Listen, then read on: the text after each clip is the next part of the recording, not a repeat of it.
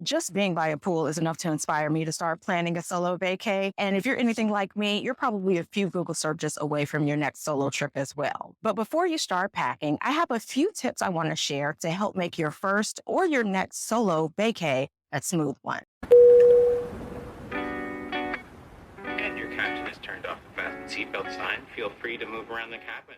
Hello, hello. I'm Sparkle, your single solo traveling sister, here sharing my tips and adventures to help inspire your next trip. You guys know I've been on my solo travel journey lately, and this weekend I'm doing a staycation here in Southern California. But I've been on the go a lot lately, so look forward to some of those travel vlogs that I'll be posting soon. However, since I was out here relaxing by the pool, I thought this would be a great time to just jot down some ideas and itineraries for my next upcoming trip. As I was brainstorming, I realized I've never really done a full solo travel tips video. I've certainly left tips in pretty much every video I've posted, but I wanted to do a cohesive video for people who are interested in solo travel or stepping up their solo travel game. So I've come up with 15 important tips that you probably won't hear anywhere else to make your next solo travel experience a smooth one. And the last one is going to be a game changer. All right, so let's start with, what is your why? Why do you want to travel solo? I think it's important before you start your solo travel journey to ask yourself, why do I even want to do a solo trip? Because that's going to determine the outcome of that experience for you.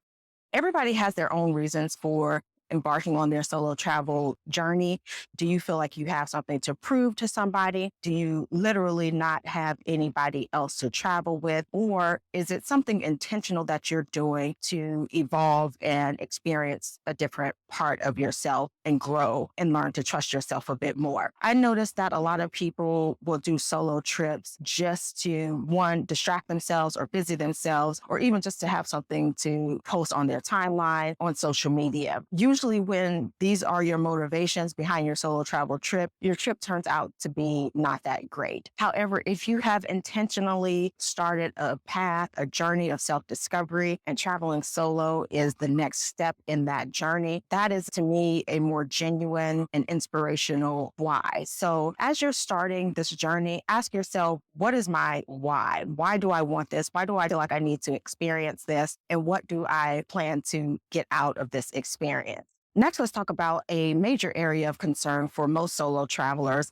Is it going to be lonely? If you are alone, will you be lonely during your solo travel experience? And again, this goes back to your why, which is why I say you start with the why. If you are intentional about why you are traveling solo, getting to know yourself, strengthening your relationship with yourself, learning to trust yourself more, then no, it won't be lonely, because every moment of every day is going to be a way for you to challenge yourself to get out of your comfort zone and do something new. So you are really having these internal dialogues with yourself every step of the way and learning to trust yourself, your guts, your instinct a little bit more when nobody else is there to give you feedback or give you ideas or suggestions. Additionally, in my experience, when you travel solo, that is when you meet the most people. When I travel with groups, I rarely meet new people, or if I meet new people, it's just kind of a hi, bye, where are you from? And then everybody goes their separate ways. When I'm traveling solo, I make deep, genuine connections with people all over the world, which expands my personal network and also changes me as a person and just kind of lets me know that there are so many people out there supporting you and rooting for you and inspired by your solo travel journey. I think as you're meeting people, it's important to be nice and friendly, but not overshare. I like to get to know people. I like to share some parts of myself with people, but I don't give people too much information. I never tell people, one, that I'm traveling solo. I may tell them that I'm exploring by myself, but I always lead them to believe that I have other friends or people, relatives in the area where I am exploring. I also never really give people a lot of details about where I'm from. I may say, I'm from the United States or a region of the United States, but I don't ever tell anybody exactly where I'm from. I don't think that that information is important. If you get to know somebody and you decide to exchange information, then you can do a more detailed vetting process and take it from there to determine how much additional information you want to give them. But the important thing is you won't be lonely if you are making a conscious effort to get out of your comfort zone. People will come to you, and keep in mind, your vibe attracts your tribe. So if you are starting your day with the intention to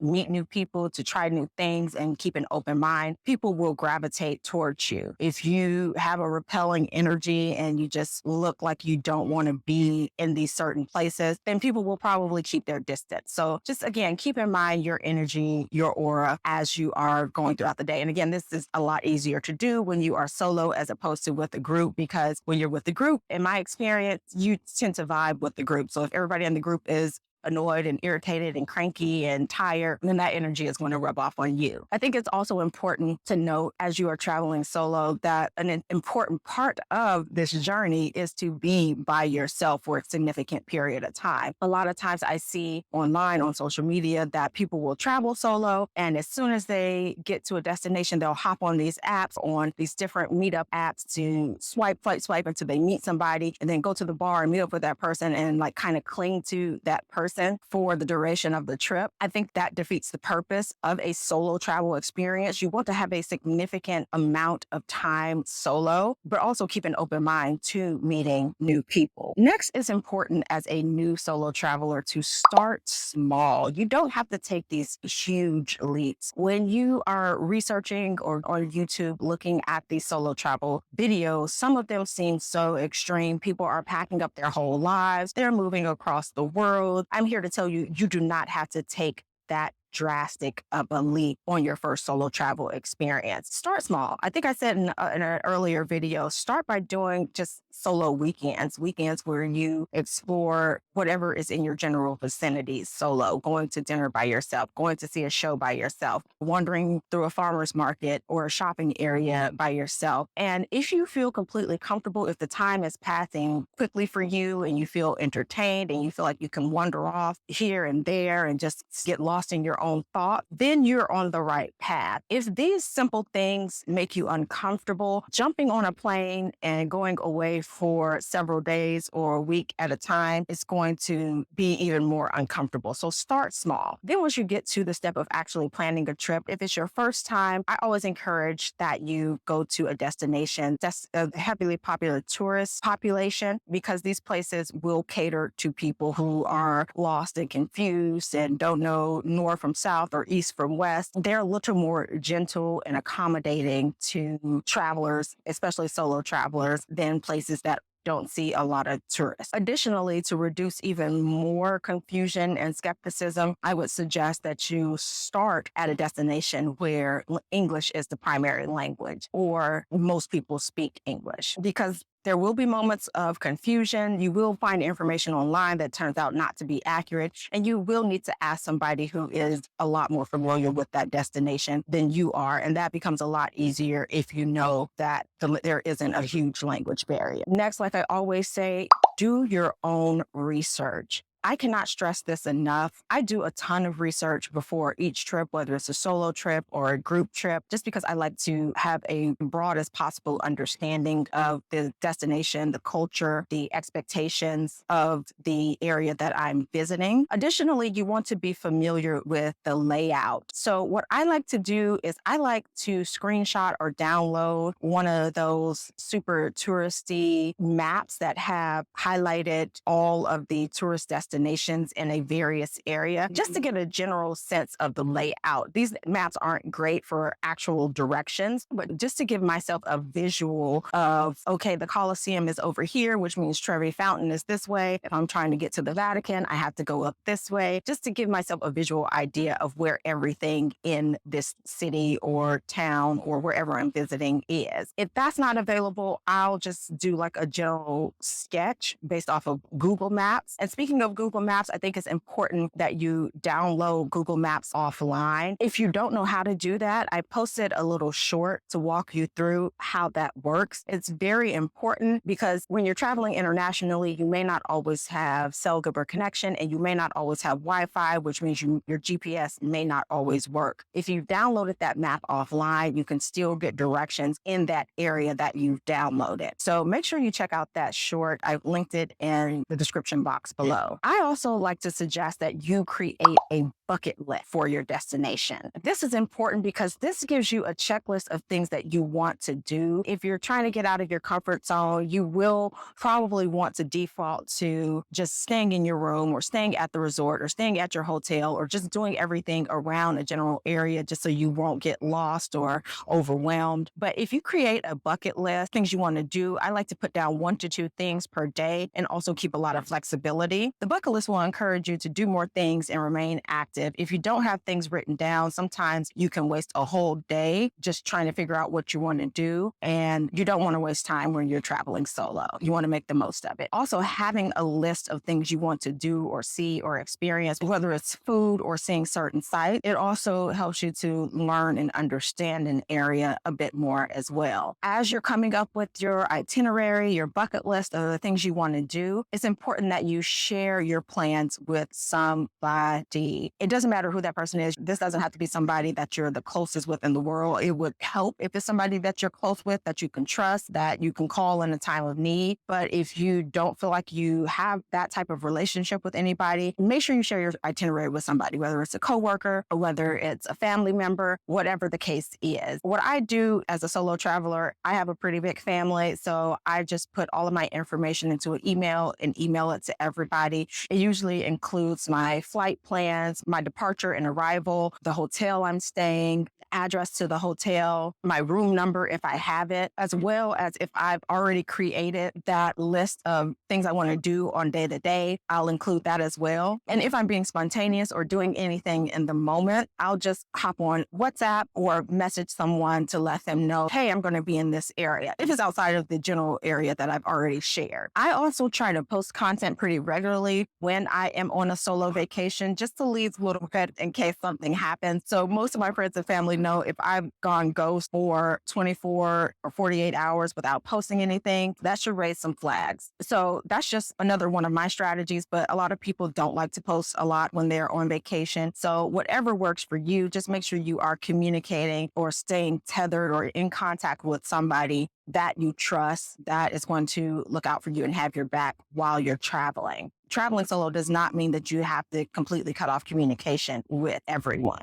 Another thing that I think is important is when you arrive for your solo travel trip. I think arriving midweek is a great suggestion for solo travelers because things are usually a lot slower in the middle of the week. So it gives you time to get your bearings and just kind of get settled before the tourist crowd arrives. So I would say if you can arrive Tuesday through Thursday, and also flights are a lot cheaper for midweek travel as well. So if you can arrive on a Tuesday, Wednesday, or Thursday, get settled in, get to know where you are, get familiar with where you are, maybe walk around the touristy areas, do a couple of strolls to and fro to some of the areas you'll be visiting on the weekend. Then by the time the crowd starts to pick up on the weekend and you feel a lot more comfortable, then it is a lot easier to start socializing with people and maybe going out, going to the bars. But one thing you want to be mindful of is if you're getting there on a Thursday evening or Friday and you want to drop your bags off and go right out into the touristy areas, it can be a bit overwhelming because everybody's just arriving. Everybody is trying to get to these touristy areas. The crowds are a lot larger. And so for a solo traveler, especially a new solo traveler, that can be sensory overload. So another tip is try to arrive midweek. We talked about posting on social media, but another thing that could be a safety tip for you is to not post in real time. Now, like I said, I like to post daily, but I don't post in real time. So I try not to post my actual hotel on social media. Like I said, I would share that with my family or with close friends, but that's not something I will post on social media. If I'm doing a room tour, I'll post that after I've already returned or maybe on my very last day. But as a solo traveler, technology is your friend. That is one of the reasons why I feel a lot more comfortable starting my solo travel journey now as opposed to when I was in my 20s. Now, I'm not saying that you shouldn't solo travel in your 20s, but when I was in my 20s, technology in general was just in a very different place. But now I feel like over the past 4 or 5 years that you can go anywhere in the world and still be just as connected with your friends and family as you would if you guys lived in the same city. So I think that that is a wonderful thing to take advantage of. And that means that there's no reason why anybody shouldn't be able to travel solo. All the information is out there. Like I said, Google Maps is a game changer. Most places you can navigate just using Google Maps. If you are not a social media person, two apps that I do recommend would be WhatsApp or Marco Polo. Granted, these are technically still social media apps, but you don't have to broadcast your whereabouts to hundreds or even thousands of people. With Marco Polo, you can send videos or pictures, voice notes, memos to a small group of people or just one person. And the same with WhatsApp. With WhatsApp, you can create your own little small network. And with WhatsApp, you can message, send videos, send pictures, or any sort of document with either a group of people or individuals. You can also update your status and allow multiple people to see it or just one person to see it. So I like these apps because you don't have to worry about using storage on your phone to try to send pictures and videos and documents and all of this information. And you can share as much or as little as you feel comfortable with. And all of that information is accessible to the other party when they need to access it. Another important solo traveling tip is to pack light and stay organized. When you are traveling by yourself, you have no one to help you with your bags, to maybe loan you a charger or a cord if you need it. So you want to be able to keep track of all of your things very easily. You want to be able to grab what you need out of your bag and find it pretty quickly. So you want to stay as organized as possible. Now, I'm probably never going to be one of those channels that encourages you to fit everything into a backpack or even a carry-on, even though I'm trying to learn how to travel with a carry-on only myself, but I haven't even gotten there yet. I do see the benefits of traveling carry-on only, but I also know as a solo traveler that it's important to have everything you need with you at arm's reach. Because when you're going to other countries, it is not a guarantee that you're going to be able to find your favorite skincare product or body wash or shampoo or conditioner. So with that being said, you want to have what you need, your essentials, but you also want to pack light. So reduce the size. If you don't need to take the full size, don't take the full size. Use traveling cubes, plan out your outfits, whatever is going to reduce the amount of bulk and things that you need to take with you. The solo trip is the time to do that. When you're solo traveling, you may be 100, 150 meters from your hotel. You may get dropped off at the end of the road and the taxi driver may not be able to come onto the actual resort. I have experience with staying at resorts that do not allow taxis and Ubers to come onto the property. So the taxi drivers have to drop you off at the entrance and then you have to walk 100 meters or so to get to the actual hotel lobby. That's a lot to do if you have 3 or 4 full-size checked bags. So try to reduce that amount of bulk as much as possible so that you can move and maneuver how you want. A lot of places in Europe, their hotels do not have elevators. So you may have to walk up several flights of stairs with a suitcase. So again, that is just a lot easier when you've condensed everything down and you're traveling fairly light. Try to find that balance in what works for you, being organized and having what you need, but also taking as few things as possible while still having everything that you feel you will need on the trip. My next tip is to be inconspicuous. As a solo traveler, you do not want to draw unwanted attention to yourself. Like I said, people, when they see you are by yourself, in my experience, they do tend to gravitate towards you, spark up a conversation. These things are normal, but you don't want to stick out like a sore thumb as somebody who is obviously not familiar with the place. So when you get off the subway, when you get out of your taxi, you want to be aware of your surroundings. You don't want to have earbuds plugged into your ear or be looking on Google Maps or looking around, looking lost and confused. These things will let people know that you have no idea what's going on. So even if you are confused, what I suggest is just stepping to the side, pulling out your phone to do a quick Google search of the location. So just try to think of discreet ways to pull out your phone, look up an address, or ask people where something is located without looking or seeming like you are completely clueless. Most places have a lot less crime than the United States, but criminals exist all over the world. So you don't want to make yourself a target. So just be mindful of that. Additionally, in terms of making yourself a target, you also want to be mindful of how you dress. You don't want to wear anything that's too flashy, that screams, I am a extremely wealthy person wandering the streets by myself. Going back to researching a destination, I just try to research also the fashion trends in that area. I'm not a fashion girly at all,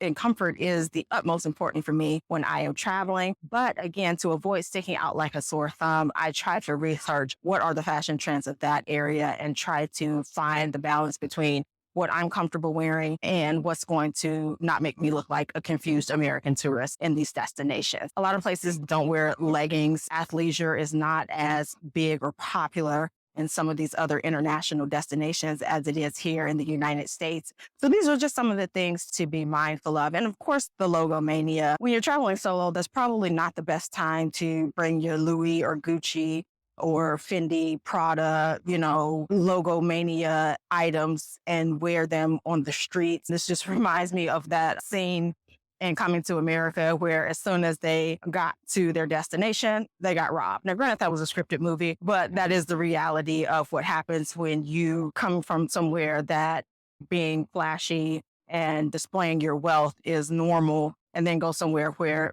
most of the people do not have access to that type of wealth. It makes yourself a target. So with that being said, like I said, most international destinations, especially if they are popular tourist destinations, are a lot safer than most people think.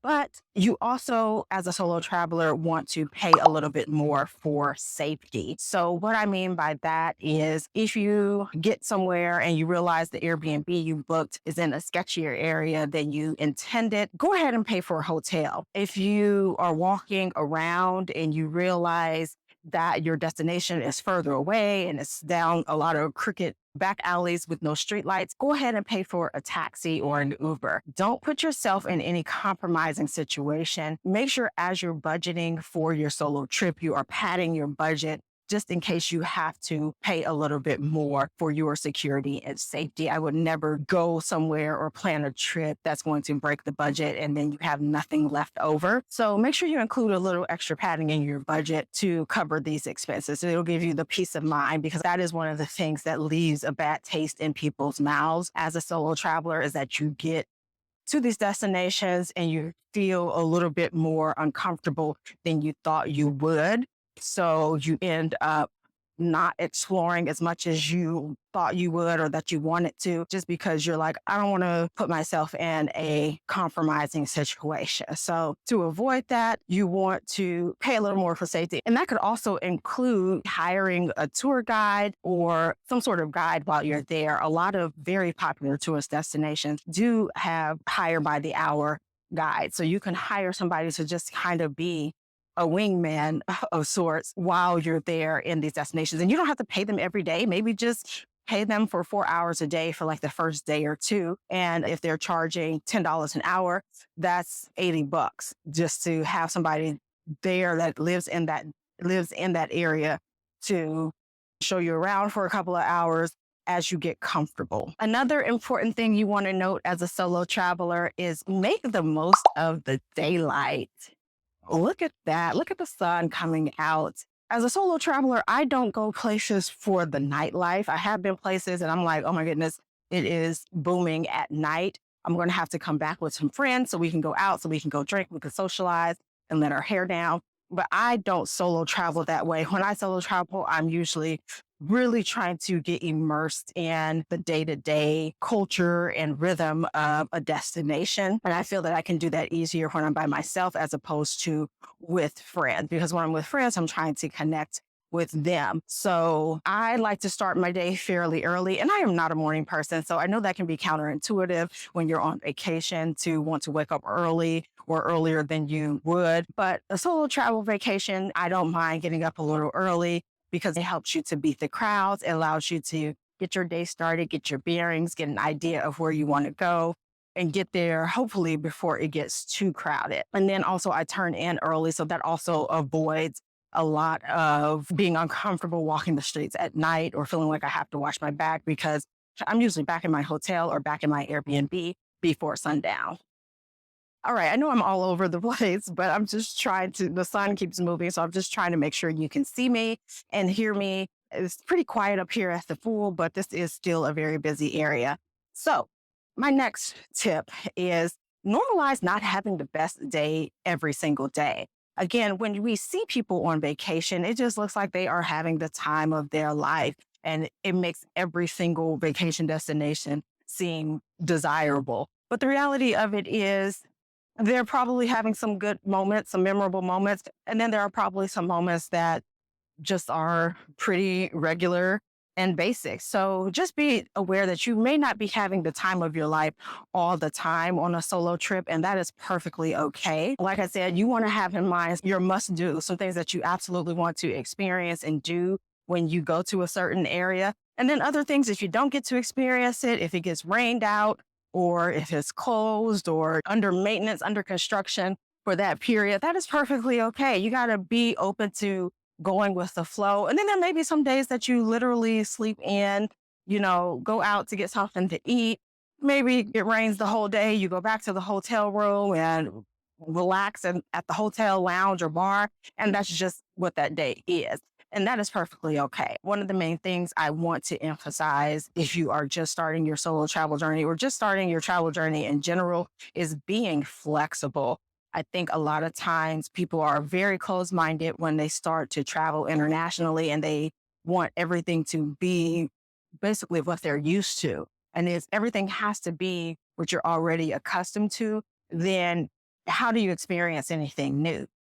So, my other not talked about enough tip for solo travel or travel in general is every day is not going to be the best day ever. Every trip is not going to be the best trip ever. Go into it with good intentions, with intentions to enjoy yourself, to learn something new, to experience something new, and you will leave that experience with just that. But if you think it all has to be the most fun you've ever had in your life, then you probably will be a little disappointed at some point. All right, the sun is beaming directly in my face, but luckily I am on my last tip, my last and final tip, which is a tip that I've come across recently. And I wish I had this tip when I started my solo travel journey, but it is very important.